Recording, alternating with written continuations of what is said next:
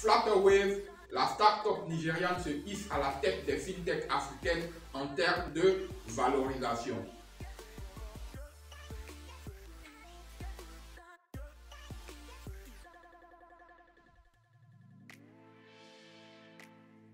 Bonjour, je suis François Dali de Startup d'Afrique. Je suis entrepreneur et aujourd'hui, je voudrais qu'on parle de l'impressionnante trajectoire de la fintech Flutterwave. Ou disons-le plus simplement, je voudrais vous entretenir sur le succès de Flutterwave. En effet, il y a juste quelques jours, nous avons réalisé ici même une vidéo sur le top 5 des fintechs en Afrique. La vidéo en question est disponible via un lien dans la barre de description. Dans ce top, Flutterwave se classait à la 4e place. Mais ça, c'était avant.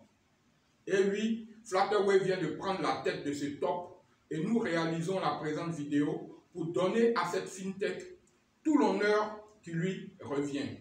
Cette progression dans ce classement a eu lieu après que Flutterwave ait levé 250 millions de dollars en série D. Rassurez-vous, série D n'est pas une série du baccalauréat ivoirien. On aura l'occasion de parler des différentes séries ou rounds de levée de fonds qui rythment le développement d'une start-up. Mais présentement, restons focus sur les performances de Flutterwave qui a réussi à tripler sa valorisation de 1 milliard à 3 milliards de dollars à la suite de cette levée de fonds en série D. Mais comment tout cela a commencé? La fintech Flutterwave a été créée en 2016, mais le projet a réellement débuté en 2012 lorsque Olubenga Agbola, fondateur de la start-up, était encore un employé de la banque sud-africaine Standard Bank. C'est alors qu'il était en charge du déploiement d'une infrastructure digitale au sein de la banque et de ses filiales qu'il s'est rendu compte que le paiement électronique était un réel problème auquel il fallait apporter une solution simple, mais surtout une solution qui fonctionne à travers le continent africain. À cette époque, c'est récent, mais dans le temps, non seulement il y avait plusieurs systèmes de paiement et de transfert d'argent sur le continent, mais ces systèmes ne couvraient pas tous les pays. Par exemple, pendant que M-Pesa fonctionnait bien au Kenya, le système ne pouvait pas servir pour la transaction entre un commerçant kenyan et un client ivoirien. Olubenga s'est donc donné pour mission de mettre sur pied cette infrastructure qui allait faciliter et rendre interopérables les paiements numériques sur le continent. L'idée d'une start-up était née. Personnellement, j'apprécie réellement le processus par lequel l'entrepreneur nigérien a fait de son idée un projet, puis une entreprise à succès. Pour dire vrai, ici est pris comme un pro, comme un entrepreneur de la Silicon Valley. Je ne le dis pas pour décrédibiliser les entrepreneurs évoluant dans d'autres écosystèmes, mais vraiment, Benga s'y est pris de la bonne façon.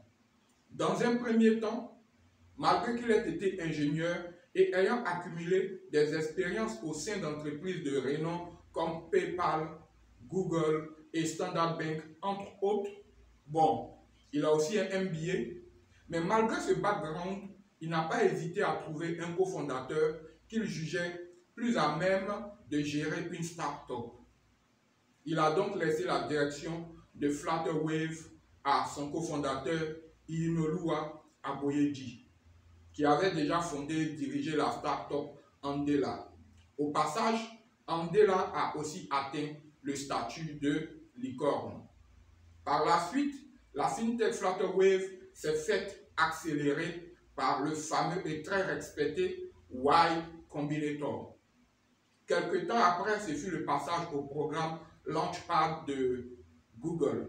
Bien entendu, tout ce parcours a permis à Flutterwave de gagner en notoriété et d'attirer des investisseurs de renom qui, eux, ont donné suffisamment de crédit à la FinTech pour lui permettre de nouer des partenariats stratégiques avec des entreprises comme Visa, Alibaba, mais aussi avec des organisations comme Endeavor. Aujourd'hui, ce n'est pas étonnant que les résultats soient là. Flutterwave est la start-up africaine avec la plus importante valorisation. Elle emploie plus de 300 personnes réparties entre son siège social de San Francisco et ses différentes représentations opérationnelles. 900 000 clients utilisent ses services pour réaliser des transactions dans 150 monnaies différentes et en utilisant différents modes de paiement comme les cartes bancaires, les portefeuilles électroniques et les virements bancaires. L'interopérabilité est devenue une réalité. Cela dit, il est utile d'indiquer que la start-up est définitivement une fintech africaine. Son siège opérationnel se trouve effectivement à Lagos. En fait, sa présence à San Francisco se justifie par le fait que depuis cette localisation, il est plus facile de lever des fonds et d'interagir avec certains de ses clients que sont Uber et Microsoft, par exemple. Ces grosses entreprises multinationales font des affaires sur le continent et ont besoin de solutions de paiement capables de suivre le rythme et de respecter les exigences de leur développement sur le continent. Pour tous ceux qui rêvent de voir les entreprises africaines briller à l'international, peut-être que Flutterwave est en train de nous montrer le modèle de développement à l'international que doivent suivre les entreprises africaines pour briser les barrières et traverser les frontières. Rappelons quelques faits qui font que Flutterwave est une start-up intéressante pour les investisseurs.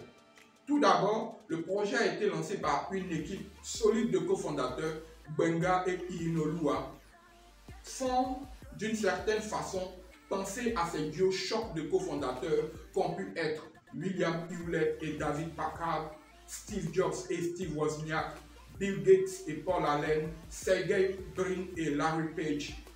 Depuis un moment, Iyinoluwa s'est quelque peu éloigné de Flutterwave pour être actif dans le capital risque.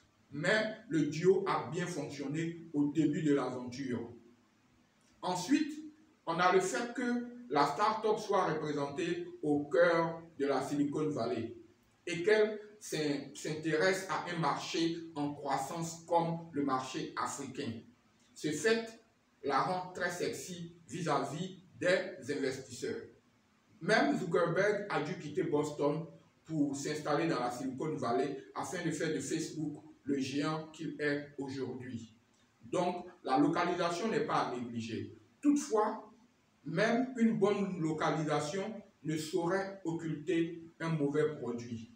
C'est ici qu'il faut féliciter Flutterwave qui a su développer des services et une infrastructure de classe mondiale avec des ingénieurs africains. Cela dit, la qualité de leurs solutions et la réalité du problème qu'ils résolvent est un autre atout de la FinTech. Pour finir, la contribution de partenariats stratégiques noués par la FinTech a apporté tout le crédit dont elle avait besoin pour lever massivement des fonds depuis sa création. Et depuis sa création jusqu'à aujourd'hui, la FinTech a levé la somme totale de 475 millions de dollars, soit 285 milliards de francs CFA. Selon le site spécialisé d'information TechCrunch. Toujours selon TechCrunch, les fonds ont été levés selon le rythme suivant. En 2018, on a eu une série A. Encore une fois, il ne s'agit pas d'une série du bac ivoirien ni du championnat de football italien.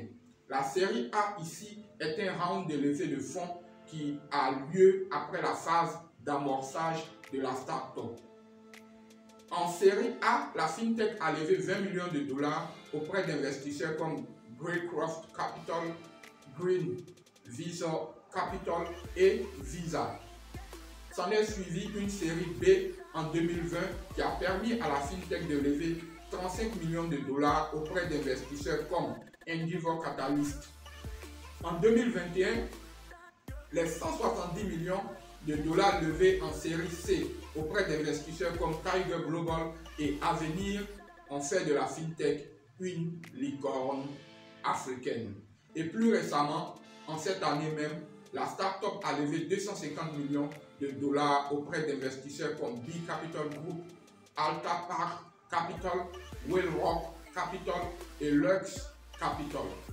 Ce qui a triplé sa valorisation de 1 à 3 milliards de dollars, faisant de la FinTech la reine des FinTech d'Afrique. C'est le moment d'en appeler à tous les start-upers africains.